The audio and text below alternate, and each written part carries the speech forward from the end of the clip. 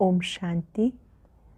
आज बाबा के 29 नवंबर 2020 के अव्यक्त महावाक्य हैं, जिसकी रिवाइज डेट है 23 जनवरी 1987।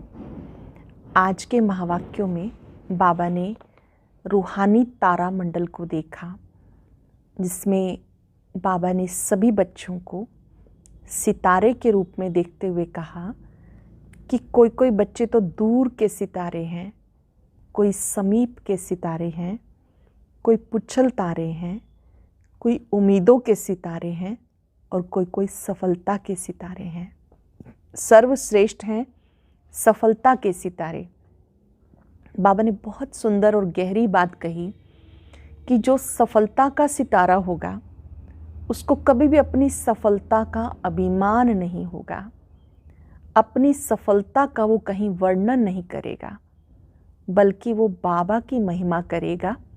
वो बहुत नम्रचित, निर्माणचित होगा, नव निर्माण करने वाला होगा। उसकी स्थिति एकरस होगी। लोग उसकी महिमा करेंगे, लेकिन वो बाबा की महिमा करेगा।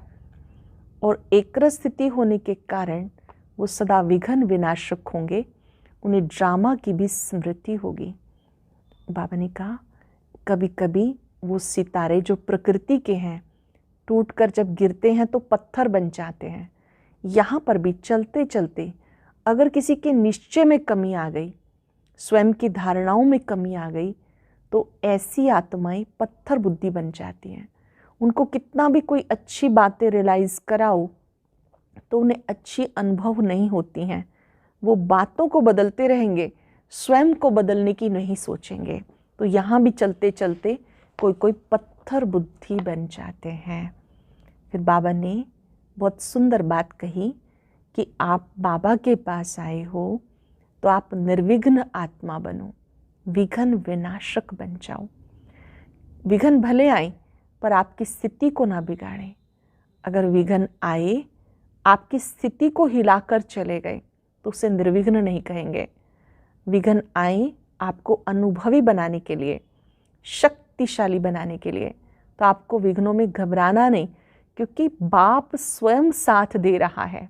जिसे ये स्मृति है बाबा मुझे साथ दे रहा है, तो विघ्नों में घबराएंगे नहीं, बल्कि पाठ सीखकर शक्तिशाली बनकर आगे बढ़ते रहेंगे। फिर बाबा ने कहा कि आप बाबा के बगीचे के गुलाब हो, सदा रूहानी स्थिति में रहो। अपने को रूह समझकर दूसरों को भी रूह की दृष्टि से देखो, तो देहाभिमान समाप्त हो जाएगा। देहाभिमान के कारण ही सारे विघ्न उत्पन्न होते हैं। जब आप रूह समझते हो, रूहानी स्थिति में रहते हो, तो सब समस्याएं समाप्त हो जाती हैं और आपकी खुशबू दूर दूर तक जानी चाहिए। और बाबा को प्रत्यक्ष करने के लिए 2 वरदान सदा याद रखने हैं कि मुझे सदा शुभ चिंतक बन के रहना है, सबके लिए शुभ चिंतक बन के रहना है, और स्वयं स्वचिंतक बन के रहना है। जब आप स्वचिंतक बनते हैं तो आप माया प्रूफ बन जाते हैं। और जब आप शुभ चिंतक वृत्ति रखते हैं विश्व की सब आत्माओं के लिए, तो अनेक आत्माएं, उनकी जिज्ञासा वृत्ति बढ़ती है, ग्रहण शक्ति बढ़ती है। अब हम सुनते हैं बाबा के महावाक्य, बाबा के शब्दों में। सबसे पहले हम सब कुछ सेकंड साइलेंस में बैठेंगे, बाबा का आह्वान करेंगे। मुरलीधर बाबा मुरली सुनाने के लिए आ जाओ। हम सब गोप गोपियाँ आपका इंतज़ार कर रही हैं। तीसरे नेत्र से देखेंगे, निराकार बाबा अपनी शक्तियाँ बिखेरते हुए सूक्ष्म वतन से ब्रह्मा बाबा को साथ लेते हुए हमारे सम्मुख उपस्थित हो जाते हैं।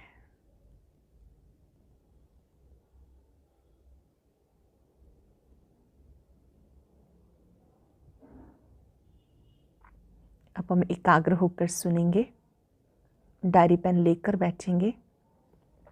सभी इम्पोर्टेंट पॉइंट्स को नोट करने के बाद आज दिन में कम से कम 3 बार उन्हें रिवाइज करेंगे, रियलाइज़ करेंगे, उनका स्वरूप बनेंगे। स्मरण रहे जो अव्यक्त महावाक्य हैं, एकांत में बैठकर आप उन्हें बार बार दोहराएंगे तो स्वरूप बनना सहज होगा। ये वो डाइट है जो आत्मा को बहुत पावरफुल बनाती है। ये अव्यक्त महावाक्य हमारी स्थिति को भी श्रेष्ठ बनाते हैं और प्रैक्टिकल में इनको हम अपने जीवन में यूज़ करेंगे। बाबा की मुरली की बातें जब आप अपने जीवन में उतारते हैं तो आपकी अपनी हो जाती हैं। मुरली का सार है सफलता के सितारे की विशेषताएं। जो जो सुनेंगे वैसा चित्र बनाते जाएंगे। हमारा सबकॉन्शियस माइंड चित्रों की भाषा अधिक समझता है। बाबा की मुरली को याद करने का सरल तरीका है, जो कुछ सुनो वैसा चित्र बनाओ। जैसे अगर आपको कहा जाए गुलाब का फूल, तो गुलाब के फूल की पिक्चर आपकी बुद्धि में बन जाती है। अगर आपको कहा जाए आप अपने मन में एक बहुत सुंदर गार्डन की पिक्चर लाएं, तो गार्डन इमर्ज हो जाता है। अगर कहा जाए अपनी बुद्धि में बाबा और तारामंडल का चित्र बनाएं, अब जैसे जैसे आप तीसरे नेत्र से देखते हैं तो अब आपका मन और बुद्धि व्यर्थ की तरफ नहीं जा रहा। ठीक है, तो अभी हम एकाग्र होकर सुनेंगे। आज ज्ञान सूर्य, ज्ञान चंद्रमा अपने चमकते हुए तारामंडल को देख रहे हैं। ज्ञान सूर्य शिव बाबा, ज्ञान चंद्रमा ब्रह्मा बाबा अपने चमकते हुए तारामंडल को, हम सभी को बाबा ने तारामंडल के रूप में देखा। वो आकाश के सितारे हैं, ये धरती के सितारे हैं। वो प्रकृति की सत्ता हैं, ये परमात्म सितारे हैं, रूहानी सितारे हैं। दोनों तारामंडल आपके सामने रहे, एक प्रकृति का तारामंडल जो आकाश में आप देखते हैं, और ये रूहानी तारामंडल जो परमात्म सितारे हैं, रूहानी सितारे हैं। वो सितारे भी रात को प्रकट होते हैं। ये रूहानी सितारे, ज्ञान सितारे, चमकते हुए सितारे भी ब्रह्मा की रात में प्रकट होते हैं।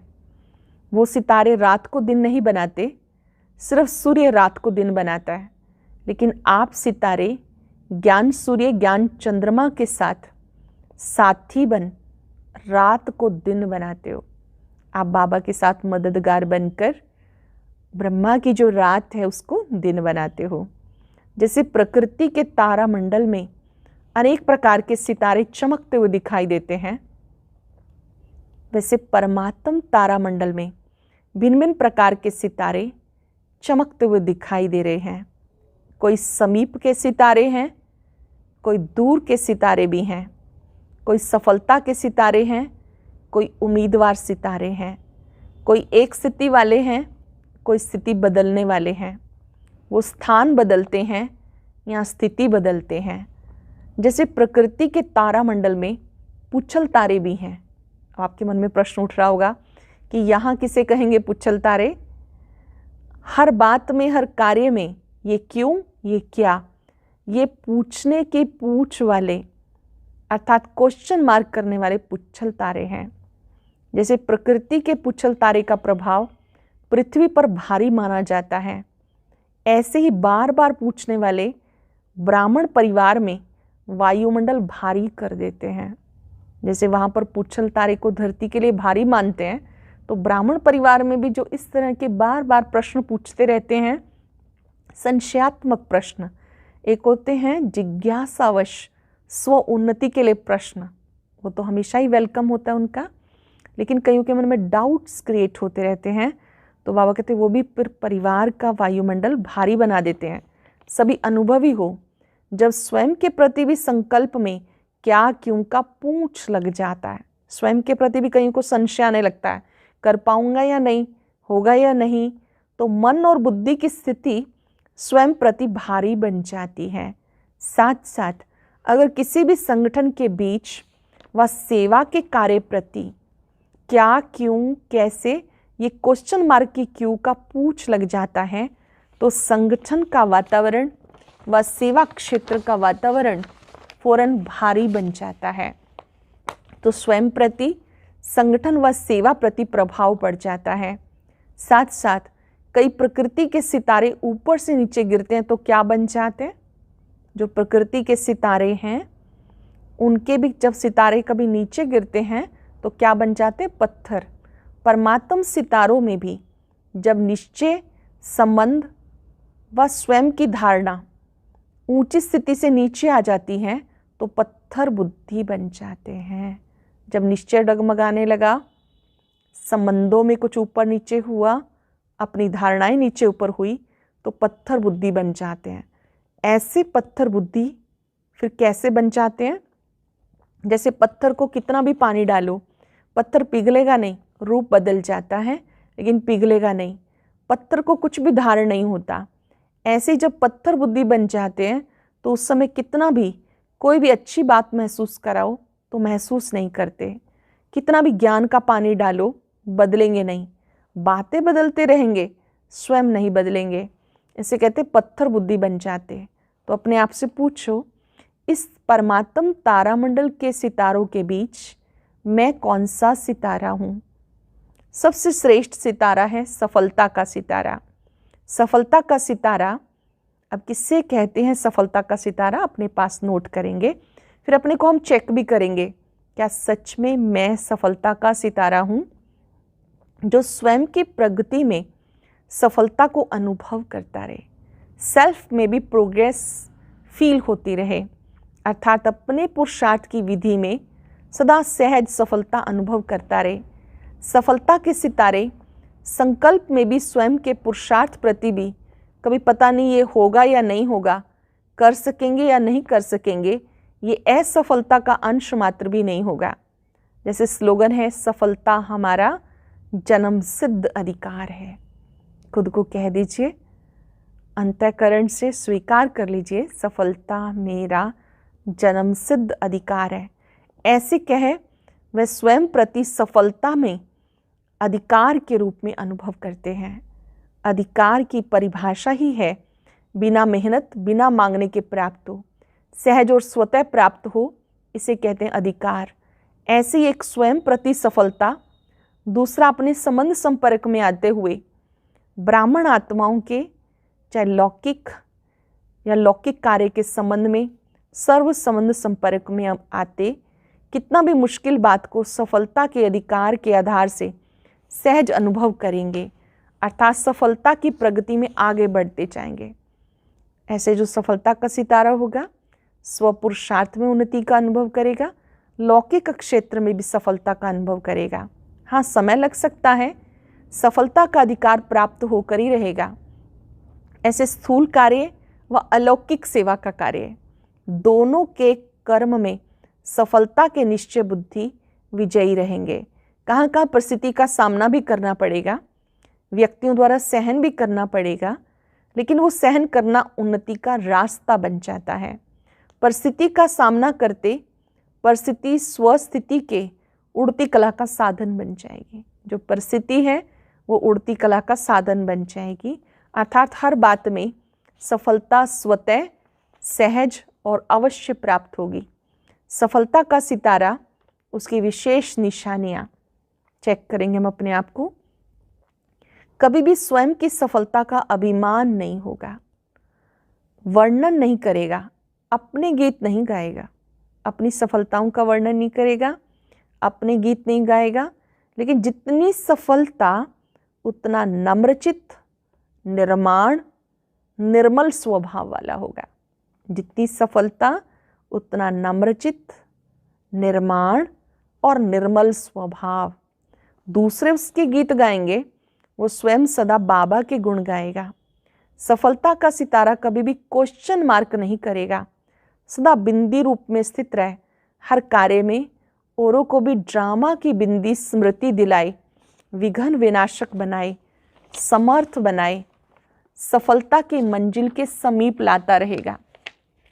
सफलता का सितारा हद की सफलता की प्राप्ति को देख, प्राप्ति की स्थिति में बहुत खुशी, परिस्थिति आई व प्राप्ति कुछ कम हुई तो खुशी भी कम हो जाए, ऐसे स्थिति परिवर्तन करने वाला नहीं होगा।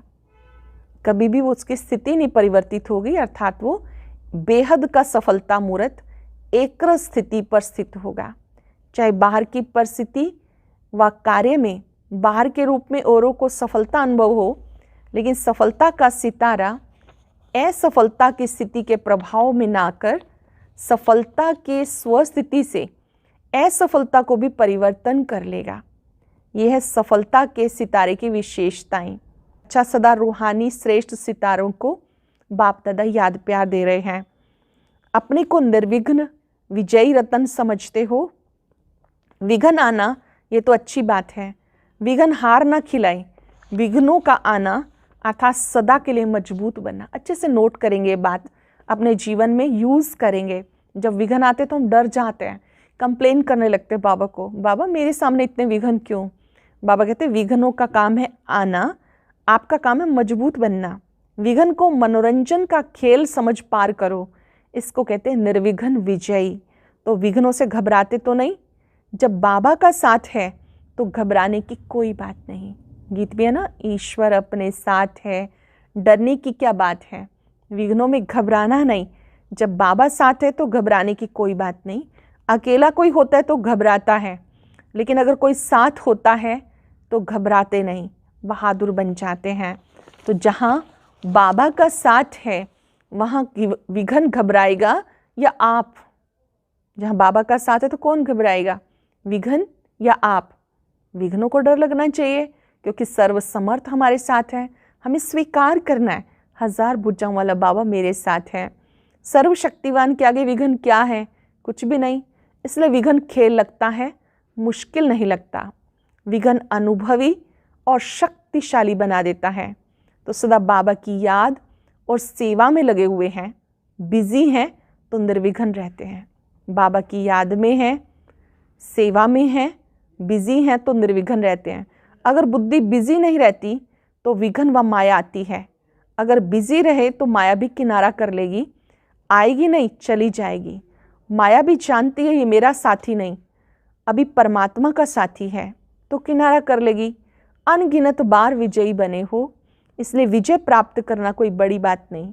जो काम अनेक बार किया होता है वो सहज लगता है, तो आप अनेक बार के विजयी हो। हम सब जानते हैं ना कि सृष्टि चक्र रिपीट होता रहता है, तो हम एक बार नहीं अनेक बार विजयी बने हैं। सदा राजी रहने वाले हो। माताएं खुश रहती हो, कभी रोती तो नहीं। कभी कोई परिस्थिति आ जाए तो रोएंगी, बहादुर हो ना। पांडव मन में तो नहीं रोते हो, ये क्यों, ये क्या, ऐसा रोना तो नहीं रोते हो। कभी कभी मन में क्या, क्यों, ऐसे क्वेश्चनिंग माइंड हो जाता है, तो ये मन का रोना तो नहीं रोते हो। बाप का बनकर अगर खुश नहीं रहेंगे तो कब रहेंगे? प्रश्न चिन्ह है हमारे लिए। बाबा का बनकर अगर हम खुश नहीं रहेंगे तो कब रहेंगे? बाबा का बनना माना सदा खुशी में रहना। ना दुख है ना दुख में रोएंगे, सब दुख दूर हो गए। तो अपने इस वरदान को याद रखना, अपने इस वरदान को याद करना। बाबा के बन गए, सारे दुख दूर हो गए। हम बाबा के बन गए, ऐसा निश्चय बुद्धि बनकर रहना। अपने को रूहानी बगीचे के रूहानी रूहे गुलाब समझते हो।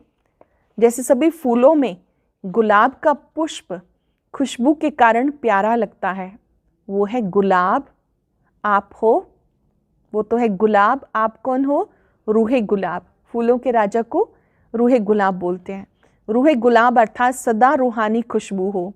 रूहानी खुशबू वाले जहाँ भी देखो, जिसको भी देखो, रूह को देखो, शरीर को नहीं। सदा अपनी रूहानी स्थिति में रहो, दूसरे की भी रूह को देखो। इसको कहते रूहानी गुलाब। ये बाबा का बगीचा है। जैसे बाबा ऊंचे से ऊंचा है, ऐसे बगीचा भी ऊंचे से ऊंचा है। जिस बगीचे का विशेष श्रृंगार रूहानी गुलाब आप सब हो, तो ये रूहानी खुशबू अनेक आत्माओं का कल्याण करने वाली है। खुशबू वैसे भी अच्छी लगती है ना, तो बाबा कहते हैं ये जो रूहानियत की खुशबू है ये औरों का कल्याण करने वाली है। आज विश्व में जो भी मुश्किल आते हैं उसका कारण है कि एक दो को रूह नहीं देखते। जितनी भी प्रॉब्लम्स आ रही हैं उसका मूल कारण क्या है? एक दूसरे को रूह नहीं देखते, देह अभिमान में रहते हैं। देह अभिमान के कारण सब समस्याएं हैं। देही अभिमानी बन जाएं तो सब समस्याएं समाप्त हो जाएं। तो सदा रूहानी गुलाब विश्व पर रूहानी खुशबू फैलाने के निमित्त हो। ऐसे नशा रहता है, कभी एक कभी दूसरा नहीं, सदा एकरस स्थिति में शक्ति होती है। एकरस स्थिति में रहेंगे तो शक्ति होती है, स्थिति बदलने से शक्ति कम हो जाती है। सदा बाबा की याद में रहे, जहाँ भी सेवा का साधन है चांस लेकर आगे बढ़ते जाओ। परमात्म बगीचे के रूहानी गुलाब समझ रूहानी खुशबू फैलाते रहो। परमात्म बगीचे का रूहानी गुलाब समझ रूहानी खुशबू फैलाते रहो। कितनी मीठी रूहानी खुशबू है, जिस खुशबू को सब चाहते हैं। ये रूहानी खुशबू अनेक आत्माओं के साथ साथ अपना भी कल्याण कर लेती है। बाप दादा देखते हैं कितनी रूहानी खुशबू कहाँ कहाँ तक फैलाते हैं। जरा भी कहीं देवमान मिक्स हुआ तो रूहानी खुशबू ओरिजिनल नहीं होगी। सदा रूहानी खुशबू से औरों को खुशबूदार बनाते चलो। अचल हो, कोई भी हलचल हिलाती तो नहीं। कुछ भी होता है सुनते देखते थोड़ा भी हलचल में तो नहीं आ जाते। जब नथिंग न्यू है तो हलचल में क्यों आए। कोई नई बात हो तो हलचल हो। ये क्यों क्या अनेक बार अनेक कल्प हमारी जीत हुई है, इसलिए ड्रामा पर निश्चय बुद्धि। क्या क्यों नहीं करना। कल्प कल्प जीत हुई है निश्चय बुद्धि। सर्वशक्तिवान के साथी हैं, इसलिए बेपरवाह बादशाह। सब फिक्र बाबा को दे दिए तो सदा स्वयं बेफिक्र बादशाह। सदा रूहानी खुशबू फैलाते रहो तो सारे विघ्न खत्म हो जाएंगे। लक्ष्य रखो, रूहानी खुशबू को फैलाना है तो विघ्न खत्म हो जाएंगे। अच्छा, मीठे मीठे सिक्के लदे बच्चों प्रति माता पिता बाप दादा का याद प्यार गुड मॉर्निंग। रूहानी बाप की रूहानी बच्चों को नमस्ते। रूहानी बच्चों की रूहानी बाप दादा को नमस्ते, गुड मॉर्निंग। शुक्रिया बाबा, शुक्रिया। अब धारणा के लिए सार। बहुत सारे आज की मुरली के धारणा बिंदु हैं जिन पर हम सबको अटेंशन देना है। जैसे मैं रूहानी तारामंडल का सफलता का सितारा हूँ, तो मुझे कभी अभिमान में नहीं आना, सफलता का वर्णन नहीं करना, बल्कि बाबा की महिमा दिल से करनी है। एकर स्थिति में रहना है, निर्विघ्न स्थिति में रहना है। ड्रामा कल्याणकारी है, ये बिंदु लगा के रखना है। पुच्छल तारा नहीं बनना है। क्या क्यों में नहीं जाना है, कौन क्या करता इस चक्कर में नहीं जाना। बहुत सुंदर बात कि जब आप रूह समझेंगे तो रूहानियत की स्थिति से रूहानी खुशबू फैलेगी। ये कार्य हम सब करेंगे। वरदान है प्रत्यक्षता के समय को समीप लाने वाले सदा शुभ चिंतक स्वचिंतक भव। प्रत्यक्षता के समय को समीप लाने वाले सदा शुभ चिंतक स्वचिंतक भव। सेवा में सफलता का आधार है शुभ चिंतक वृत्ति, क्योंकि आपकी ये वृत्ति आत्माओं की ग्रहण शक्ति जिज्ञासा को बढ़ाती है, जिससे वाणी की सेवा सहज हो जाती है। स्वयं के प्रति स्वचिंतन करने वाली स्वचिंतक आत्मा सदा माया प्रूफ, किसी की भी कमजोरियों को ग्रहण करने से व्यक्ति व वैभव के आकर्षण से भी प्रूफ हो जाती है। जो स्वचिंतक होता है उसको क्या फ़ायदा होता है, एक तो माया प्रूफ हो जाता है, किसी की कमी कमजोरी को ग्रहण करने से प्रूफ हो जाता है, व्यक्ति वैभव के आकर्षण से दूर हो जाता है। तो ये दोनों वरदान प्रैक्टिकल जीवन में लाओ। अपने लिए स्वचिंतक, दूसरों के लिए शुभ चिंतक, तब प्रत्यक्षता का समय समीप आए। स्लोगन है अपने संकल्पों को भी अर्पण कर दो तो कमजोरियां समाप्त हो जाएंगी। अपने संकल्पों को बाबा के आगे अर्पण कर दो।